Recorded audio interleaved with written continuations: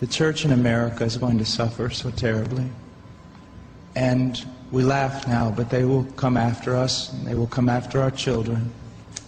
They will close the net around us while we are playing soccer mom and soccer dad, while we are arguing over so many little things and mesmerized by so many trinkets.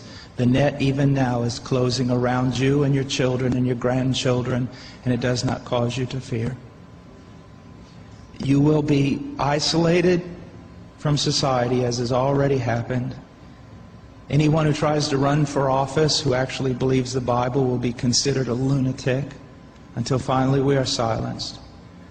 We will be called things that we're not and persecuted not for being followers of Christ, but for being radical fundamentalists who do not know the true way of Christ, which of course is love and tolerance. You'll go down as the greatest bigots and haters of mankind in history. So little by little the net is closing around, and then it's not little by little. Look how fast things are going downhill just in a matter of weeks. Matter of weeks. But at the same time, know this. Persecution is always meant for evil, but God always means it for good. And is it not better to suffer in this life, to have an extra weight of glory in heaven?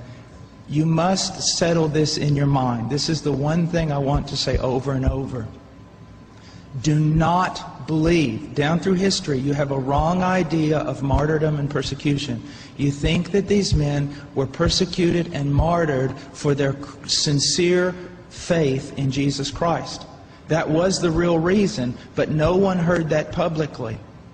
They were martyred, and they were persecuted as enemies of the state, as child molesters, as bigots, as narrow-minded, stupid people who had fallen for a ruse and can contribute nothing to society.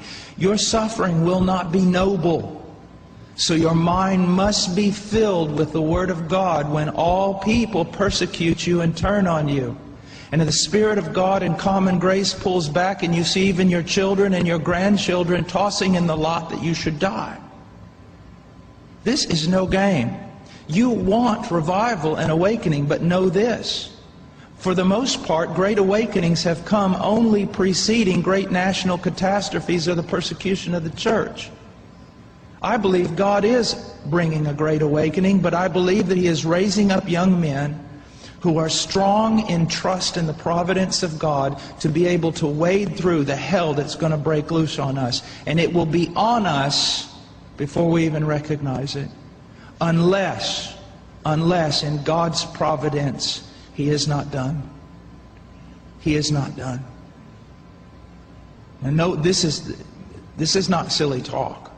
Apart from a great awakening, these things are going to come upon you.